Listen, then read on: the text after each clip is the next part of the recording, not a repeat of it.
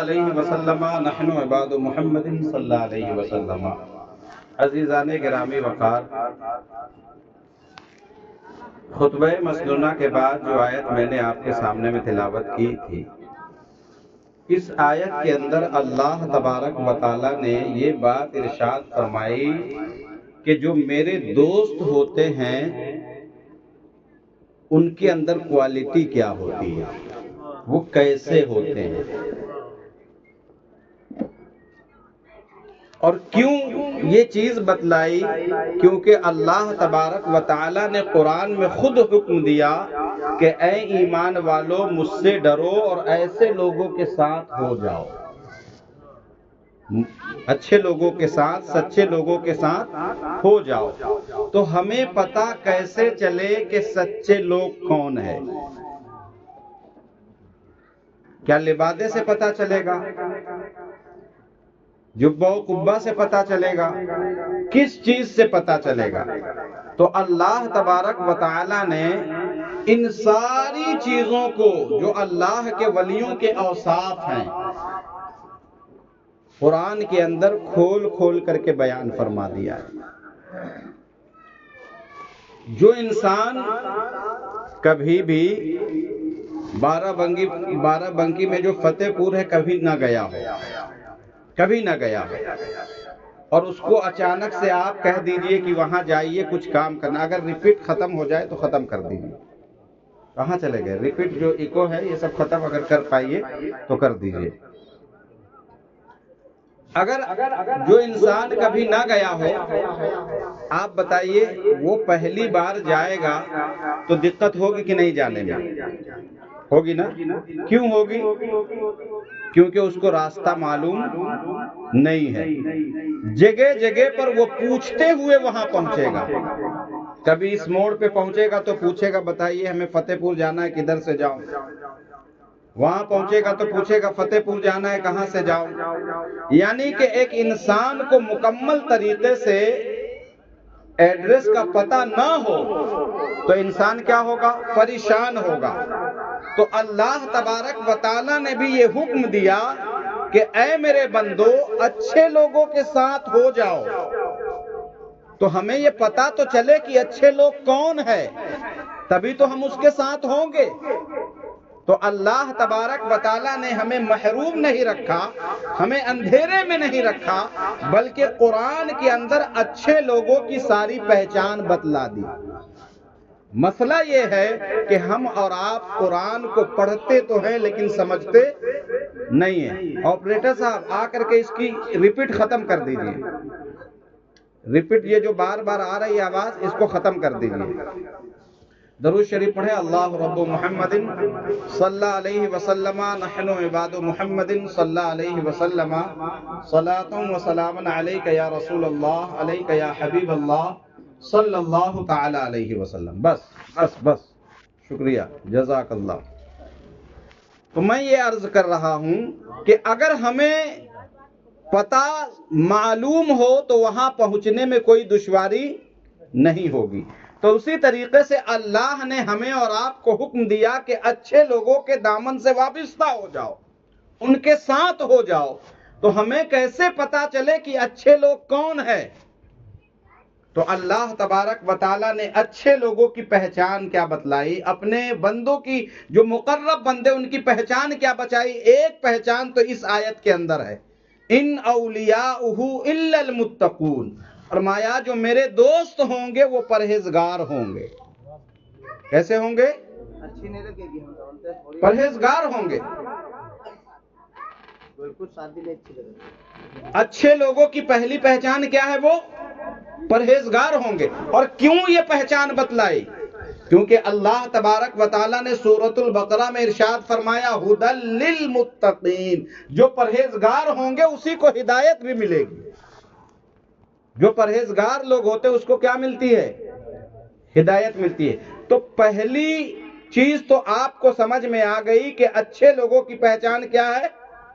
وہ متقی ہوں گے، وہ پرہیزگار ہوں گے۔ اب اگر مزید معلومات قرآن سے چاہتے ہیں تو آئیے سورہ فرقان میں۔ سورہ فرقان کی غالباً آیت نمبر 63 ہے، اور یہاں پر اللہ تبارک و تعالیٰ ایسے لوگوں کی پہچان بتا رہا ہے. کیا فرما رہا ہے؟ وَعِبَادُ الرَّحْمَنِ الَّذِينَ يَمْشُونَ عَلَى الْأَرْضِ هَوْنًا. فرمایا اچھے لوگوں کے بارے میں جاننا چاہتے ہو تو اس کی ایک پہچان یہ ہے کہ جب وہ زمین پر چلتے ہیں تو آہستہ چلتے ہیں. کیسے چلتے ہیں؟ یہ اکڑ کر کے نہیں چلتے ہیں، لوگوں کو ڈراتے دھمکاتے نہیں ہیں. اور دوسری خاصیت ان کی یہ ہوتی ہے کہ چلنے کے ساتھ ساتھ ان کی نگاہیں نیچے ہوا کرتی ہے. دو تین چیزیں پتہ چلیں. اب آگے اللہ تبارک و تعالیٰ کیا فرما رہا ہے؟ وَعِبَادُ الرَّحْمَنِ الَّذِينَ يَمْشُونَ عَلَى الْأَرْضِ هَوْنًا وَإِذَا خَاطَبَهُمُ الْجَاهِلُونَ قَالُوا سَلَامًا. فرمایا اس کی ایک پہچان یہ ہے کہ جاہل جب ان سے ملے یا جاہل کے پاس سے ان کا گزر ہو تو بہت سارے لوگ ایسے ہوتے ہیں کہ جب بات شروع ہوتی ہے تو ختم ہوتی ہی نہیں ہے. اپنی بات کو منوانے کے لیے گھنٹوں بحث کرتے رہتے ہیں، اگرچہ اس سے کچھ مسئلہ حل نہیں ہونے والا، اس سے کوئی مطلب نہیں نکلنے والا.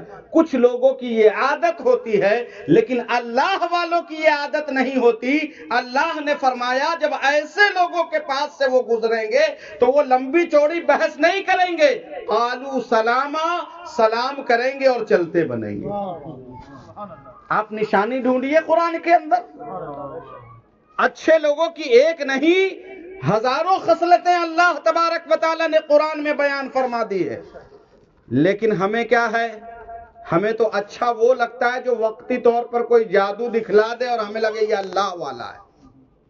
بھلے نماز کا وقت ہو نماز نہ پڑھ رہا ہو، رمضان میں روزے نہ رکھ رہا ہو، زکوٰۃ اس کے اوپر فرض ہو وہ زکوٰۃ نہ دے رہا ہو، حج کعبہ فرض ہو چکا ہو وہ کعبے کا حج کرنے نہ جا رہا ہو. ہمیں ایسے لوگ جو ہمیں بیوقوف بنا لے جائیں وہ اچھے لگتے ہیں، کیونکہ ہم قرآن سے دور ہیں، ہم حدیث سے دور ہیں. جب ہم قرآن اور حدیث کو، قاری صاحب نے کیا اشارہ دیا تھا کہ اللہ کے رسول نے فرمایا سنو میں تمہارے درمیان دو چیزوں کو چھوڑ کر کے جا رہا ہوں، جب اس کو مضبوطی سے پکڑے رہو گے تم کو کوئی گمراہ نہیں کر سکتا ہے. وہ قرآن ہے. تو قرآن ہم پڑھتے ہیں اس کو سمجھتے نہیں ہیں. قرآن کو ہم پڑھتے ہیں سمجھتے نہیں ہیں، اسی لیے ہم کو پتہ نہیں چلتا کہ قرآن کے اندر کیا کیا ہے. اب سنیے، یہ تو دو نشانیاں یہاں پر بیان ہوئی. اب آگے اللہ تبارک و تعالیٰ فرما رہا وَالَّذِينَ يَبِيتُونَ لِرَبِّهِمْ سُجَّدًا وَقِيَامًا.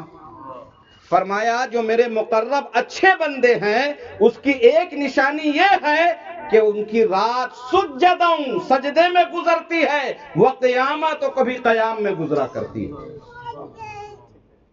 ہماری طرح موبائل کی اسکرین پر ان کی راتیں نہیں گزرتی ہے، فضول باتوں میں وہ اپنا وقت برباد نہیں کرتے ہیں، بلکہ ان کی حالت یہ ہے کہ رات سجدے میں گزرتی ہے تو کبھی قیام کی حالت میں پوری رات گزر جاتی ہے. اور یہ کون کہہ رہا ہے؟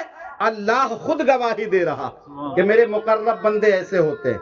اچھا صاحب یہ تو کچھ نشانیاں ہیں. اب آگے ذرا سنیے، جس کی رات سجدے میں گزر رہی ہو، جس کی رات پوری رات قیام میں گزر رہی ہو، اس کو کچھ کرنے کی ضرورت ہے؟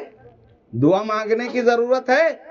اللہ تو ویسے اس سے راضی ہے، اس لیے کہ پوری رات سجدے میں، پوری رات قیام میں. لیکن اللہ فرما رہا ہے سنو یہی لوگ جب مجھ سے دعا کرتے ہیں تو دنیا نہیں مانگتے بلکہ یہ کہتے ہیں والذین یقولون ربنا اصرف عنا عذاب جہنم ان عذابها کان غراما.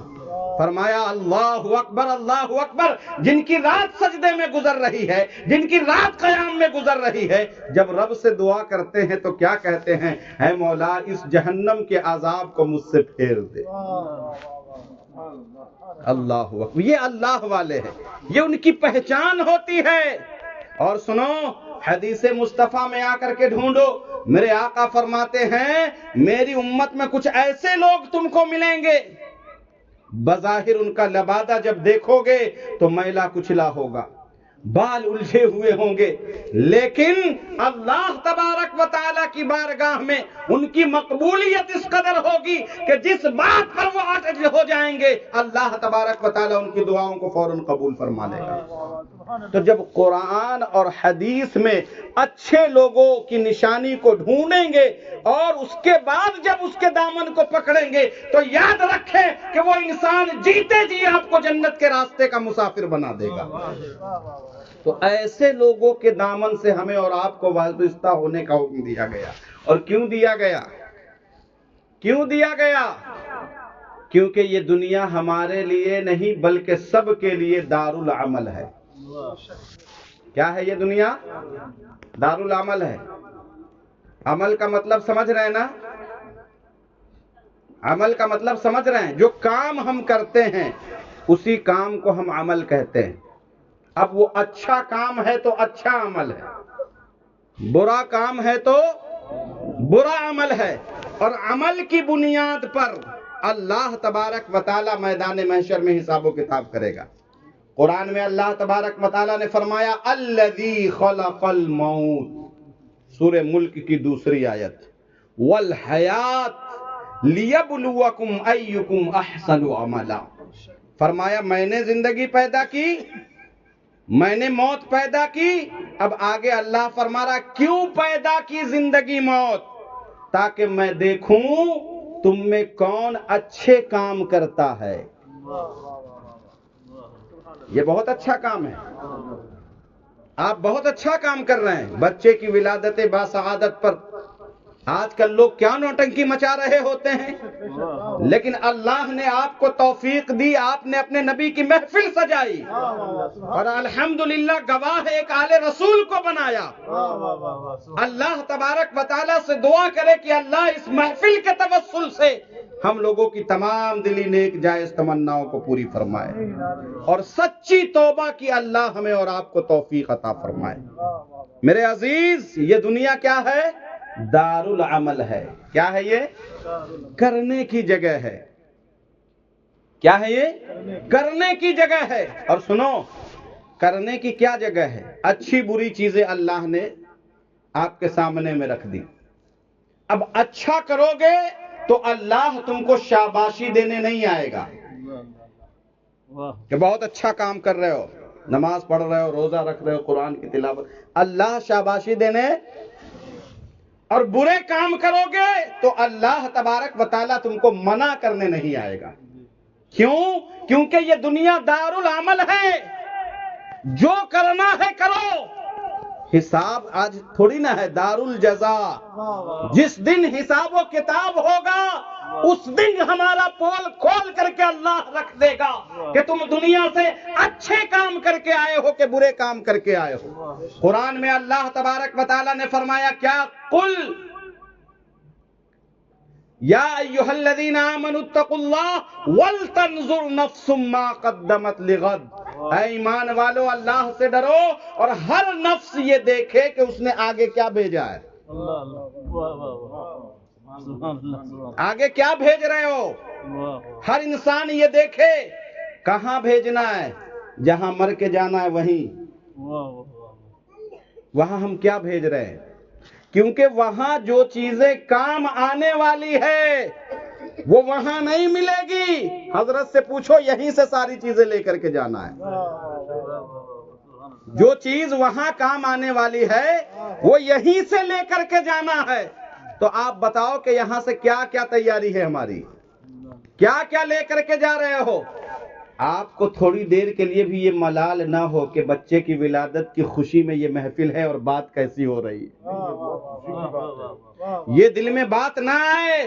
क्योंकि अल्लाह के रसूल ने खुतबा निकाह में ये आयतें पढ़ी है, या अय्युहल्लज़ीना आमनुत्तकुल्लाह, ऐ ईमान वालो अल्लाह से डरो, हक़्क़ तुक़ातिही, वैसे डरो जैसे डरने का। क्या अल्लाह के रसूल को ये बात मालूम नहीं थी कि ये खुतबा निकाह है? तो वहां पर अल्लाह से डरने वाली आयतें क्यों पढ़ी?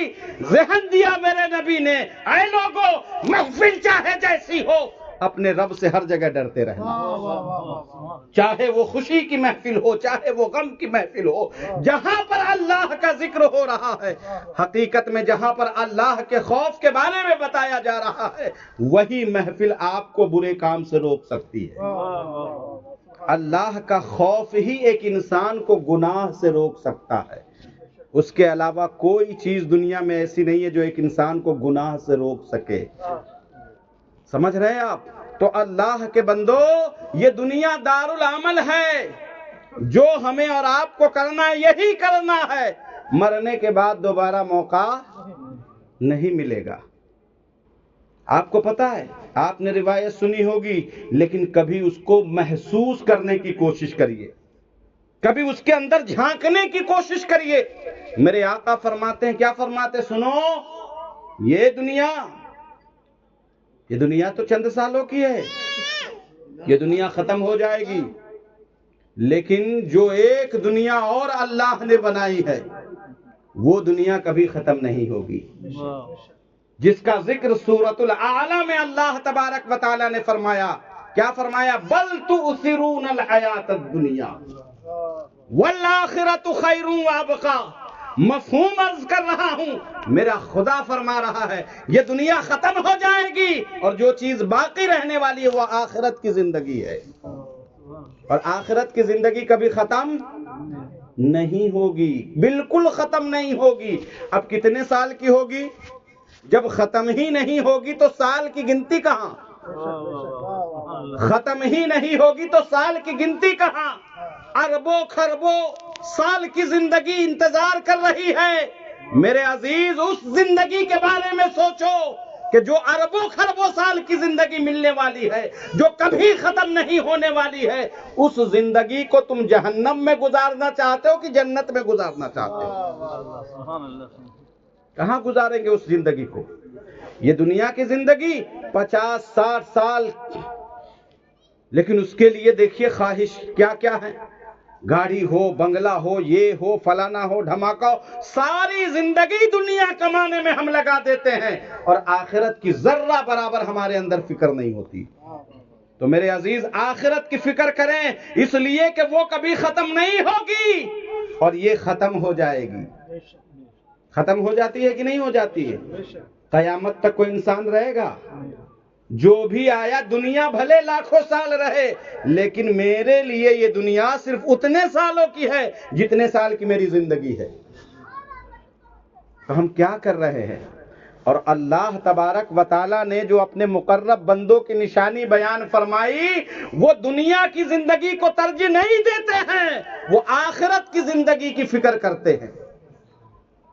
وہ جانتے ہیں کہ یہ تو ختم ہو جائے گی، لیکن جو شروع ہونے والی ہے وہ کبھی ختم۔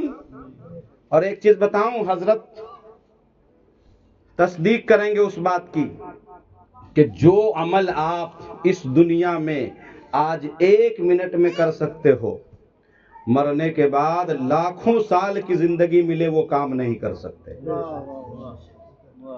آج اگر آپ چاہو تو 1 منٹ میں اتنی نیکیاں آپ کے نامہ اعمال میں درج کر دی جائیں گی کہ مرنے کے بعد لاکھوں سال میں نہیں کر پاؤ گے۔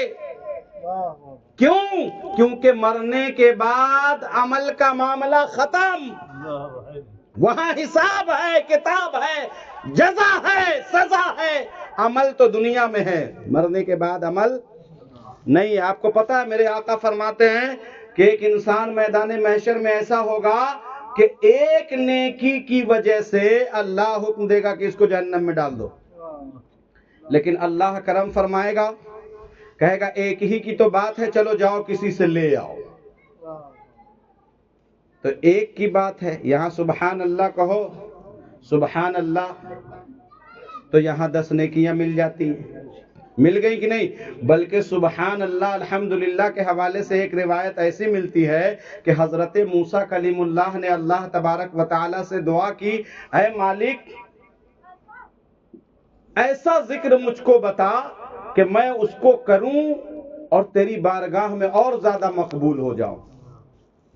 تو اللہ تبارک و تعالیٰ سے موسیٰ کلیم اللہ سے اللہ تبارک و تعالیٰ نے فرمایا کہ اے کلیم کلمہ طیبہ پڑھا کرو، کلمہ طیبہ پڑھا کرو۔ تو حضرت موسیٰ کلیم اللہ نے کہا مولا یہ تو میری ساری امت پڑھتی ہے، اس میں عجیب کیا ہے، اس میں خاص کیا ہے؟ تو موسیٰ کلیم اللہ سے اللہ تبارک و تعالیٰ نے فرمایا اے کلیم اس کو تم ہلکا سمجھ رہے ہو، ساتوں زمین اور آسمان میں جو کچھ ہے یہ سب ایک پلڑے پہ رکھ دیا جائے اور ایک طرف کلمہ طیبہ رکھ دیا جائے تو یہ والا پلڑا بھاری ہو جائے گا۔ کتنا آسان ہے لا الہ الا اللہ کہنا، کتنا آسان ہے، لیکن کوئی پڑھتا ہے؟ کبھی رات کو وضو بنا کے ایک تسبیح لے لو اور کم سے کم ایک ہی تسبیح پڑھ لو۔ کیوں؟ کیونکہ مرنے کے بعد جہاں جانا ہے وہاں کیا جائے گا؟ یہ روٹی، یہ سبزی، یہ سالن، یہ بریانی، یہ خورما، یہ سب چیزیں نہیں پہنچنے والی، اس کے پیچھے جو آپ کی نیت ہے وہ پہنچے گی۔ سمجھ رہے ہیں؟ آپ کے اچھے عمل وہاں پہنچیں گے، تو اچھی نیت کے ساتھ اچھے عمل کرو۔ اور سنو، میرے آقا صلی اللہ علیہ وسلم فرماتے ہیں کہ وہ انسان کو جب مہلت دی جائے گی کہ ایک نیکی لے آؤ، تو انسان سب سے پہلے کس کے پاس جاتا ہے؟ اپنے چاہنے والوں کے پاس، جس کے پاس وہ زیادہ اٹھتا بیٹھتا ہوگا، بہت خاص اپنی والدہ کے پاس، اپنے والد کے پاس، اپنے بیٹوں کے پاس، اپنی بہو کے پاس، اپنے دوستوں کے پاس۔ میرے آقا فرماتے ہیں کہ ایک نیکی کے لیے وہ انسان 30,000 سال تک گھومتا رہے گا۔ دنیا کوئی تماشا ہے؟ تماشا ہے کوئی کہ جیسے پایا ویسے جی دے، جس کو پایا گالی دے رہے ہیں، جب چاہا نماز چھوڑ دی، جب چاہا ماں باپ کو تکلیف دے دی، اپنے بیوی بچوں کے حق کو ادا نہیں کر رہے ہیں، پڑوسیوں پر شفقت نہیں، پڑوسیوں کے حقوق کو ادا نہیں کیا۔ یہ دنیا کوئی کھیل تماشا ہے؟ اللہ تبارک و تعالیٰ قرآن میں کھول کر بیان فرمایا اچھے کام کرنے کے لیے میں نے تم کو دنیا میں بھیجا ہے، اور برے بھی ہیں۔ اور سنو، اگر برے کام کر کے یہاں آؤ گے تو پھر تمہارا یہاں کیا ہوگا؟ یہ 50 سال کی زندگی، وہ کروڑوں سال کی زندگی جو کبھی ختم نہ ہونے والی۔ میرے آقا فرماتے ہیں کہ جب حساب و کتاب ہو جائے گا تو اللہ تبارک و تعالیٰ جبرائیل کو حکم دے گا جانور لے کے آؤ۔ جانور کی جب بات سنی صحابہ نے کہا یا رسول اللہ میدان محشر میں جانور، کیا ضرورت وہاں جانور کی؟ میرے آقا نے فرمایا اس جانور کی صورت میں اللہ موت کو ذبح فرما دے گا، موت کو بھی اللہ ذبح کر دے گا، اب موت آنی ہی نہیں ہے۔ میرے عزیز سوچ کر کے دیکھو کہ کتنی اچھی زندگی ہوگی جو کبھی ختم نہیں ہوگی، کروڑوں اربوں سال خربوں سال کی زندگی ہوگی۔ یہ 50 سال کی زندگی کے لیے تم خربوں سال کی زندگی کو داؤ پر لگائے ہو، نہ نماز، نہ روزہ، نہ بزرگوں کا احترام، نہ علماء کا احترام۔ میرے عزیز یہ دنیا کو کھیل تماشا نہ بناؤ۔ ہم کافر تھوڑی ہیں، ہم تو اللہ کے رسول پر ایمان لائے ہیں۔ اور ایمان والا کون ہے؟ جو ان چیزوں کو مانتا ہے۔ آمنتو، میں ایمان لایا، باللہ و ملائکتہ، اللہ اور اس کے ملائکہ پر، ورسلہ اس کے رسول پر، والیوم الآخر اور قیامت کے دن پر، والقدر خیرہ و شرہ تقدیر کی اچھائی اور برائی پر، والبعث بعد الموت اور مرنے کے بعد دوبارہ اٹھائے جانے پر۔ جو ان چیزوں کو مان لیتا ہے نا وہی مسلمان ہوتا ہے۔ اور ہم ان چیزوں کو مانتے ہیں، جب مان رہے ہیں تو لاپرواہی کیسی، جب مان رہے ہیں تو کوتاہی کیسی، جب مان رہے ہیں تو اتنی بے باکی کے ساتھ زندگی جینا کیسی۔ تو میرے عزیز ماننے کا مطلب یہ نہیں ہو۔ عمل کیسے کیا جاتا ہے؟ حضرت عمر کی یہ عادت تھی کہ آپ علاقے میں جا کر کے جائزہ لیتے کہ کوئی پریشان تو نہیں ہے، کسی کو پیسوں کی ضرورت تو نہیں ہے، کسی کو اناج کی ضرورت تو نہیں ہے، کوئی ایسا تو نہیں ہے جس کو میری ضرورت ہو میں وہاں تک نہ پہنچ پا رہا ہوں۔ تو حضرت عمر پہنچے تو ایک بیوہ کے گھر پہنچے۔ کس کے یہاں پہنچے؟ بیوہ کے گھر پہنچے۔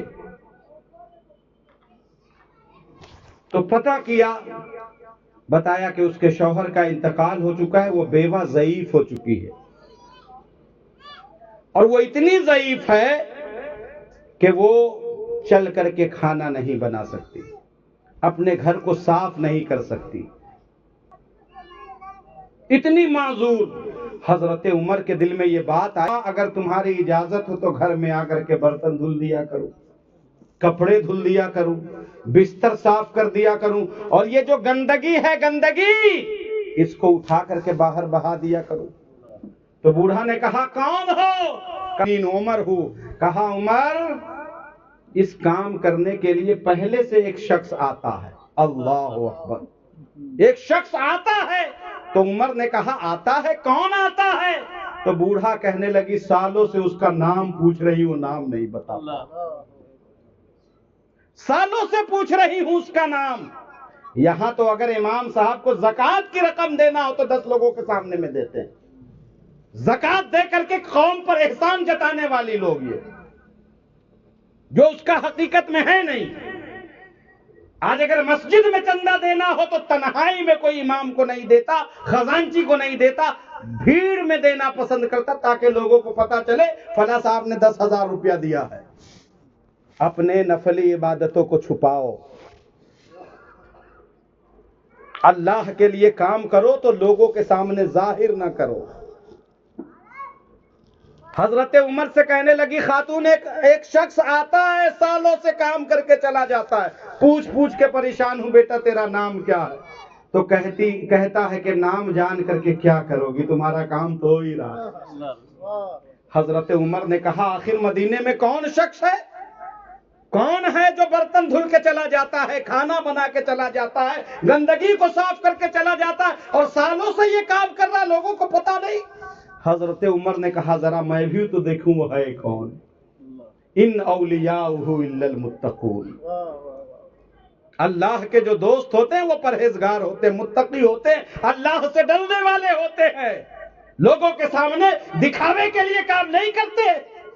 حضرت عمر نے کہا آج میں اس کو دیکھ کر کے رہوں گا۔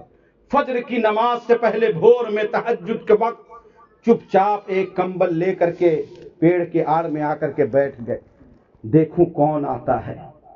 تو کیا دیکھا کہ ایک شخص چلا آ رہا ہے، سر کے اوپر چادر ہے اور پیر میں نہ جوتی ہے نہ چپل ہے۔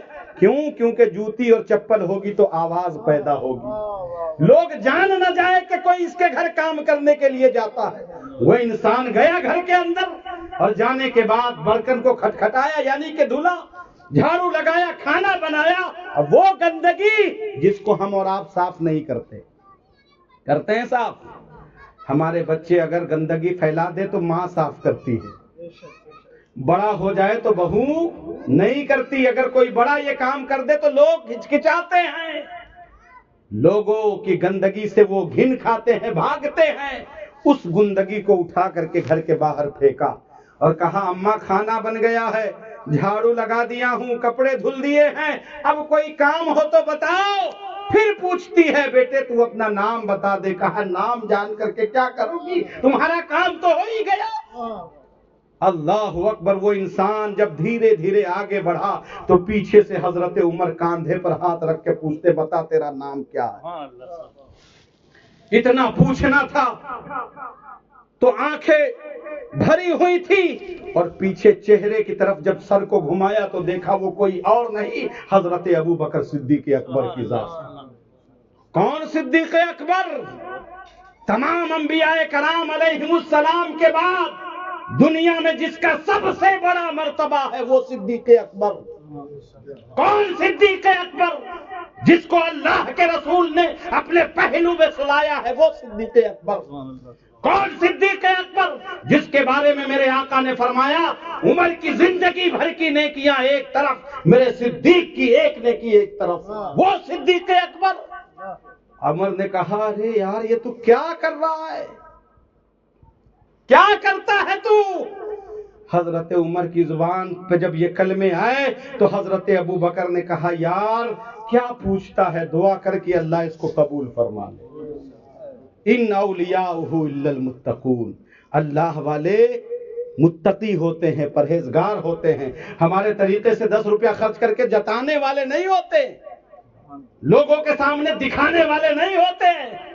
اس لیے میرے عزیز کوئی بھی کام کرو، قرآن میں اللہ نے فرمایا قل، اے محبوب آپ کہیے ان صلاتی ونسکی ومحیای ومماتی للہ رب العالمین.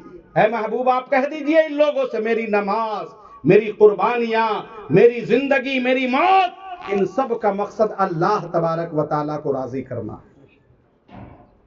اگر اللہ کو راضی کرنا مقصد نہیں ہے دوست، تو یہ ساری چیزیں تمہارے منہ پر مار دی جائیں گی. تو کوئی بھی کام کرو تو اللہ کی رضا کے لیے کرو.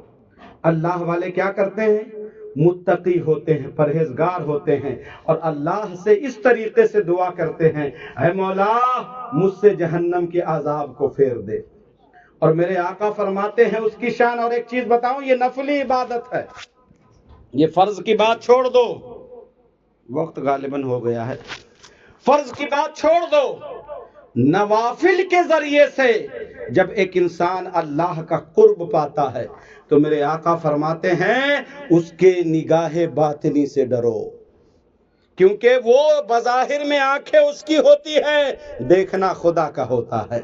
ہاتھ اس کے ہوتے ہیں، پکڑنا خدا کا ہوتا ہے. پیر اس کے ہوتے ہیں، چلنا خدا کا ہوتا ہے. سماعتیں اس کی ہوتی ہے، سننا خدا کا ہوتا ہے. کیا مطلب؟ اللہ کی قدرت ہر وقت اس کے ساتھ ہوتی ہے. اللہ کی قدرت اس کے ساتھ ہر وقت ہوتی ہے. تو میرے عزیز یہ دنیا چند سالوں کی ہے. پھر آقا فرماتے 30,000 سال تک میدان محشر میں گھومے گا. کس کام کے لیے؟ صرف ایک نیکی کے لیے، صرف ایک. اللہ اکبر. اور اس دنیا میں نیکی کرنا کتنا آسان کام ہے. تو 30 سال کی زندگی ملی، ایک نیکی نہیں کر پائے. یہاں ایک مرتبہ 10 منٹ کے لیے بیٹھ جاؤ، کروڑوں نیکیاں پاؤ، کروڑوں نیکیاں پاؤ. تو میرے عزیز اس دنیا کو کھیل تماشا نہ بنائے. اللہ نے قرآن میں فرمایا الذی خلق الموت والحیات لیبلوکم ایکم احسن عملا. میں نے زندگی موت اس لیے پیدا کی میں دیکھوں کون تم میں اچھے کام کرتا ہے. اور زندگی موت تو آج کل اچانک اتنی ہو رہی ہے، اللہ کرم فرمائے. اچانک ابھی شاید 2-3 دن پہلے اسی روڈ پر، آئی ایم والی روڈ پر جو یہ گھنٹہ گھر کی طرف سڑک نکلی ہے، پتہ ہے صبح کے وقت ایک مولانا کا ایکسیڈنٹ ہوا. حضرت مولانا قاری شہباز صاحب، یہ میرے بہت خاص دوست تھے اور بہت ذہین لڑکا تھا. اول نمبر سے اس کی عالمت کی فراغت ہوئی تھی، اول نمبر سے.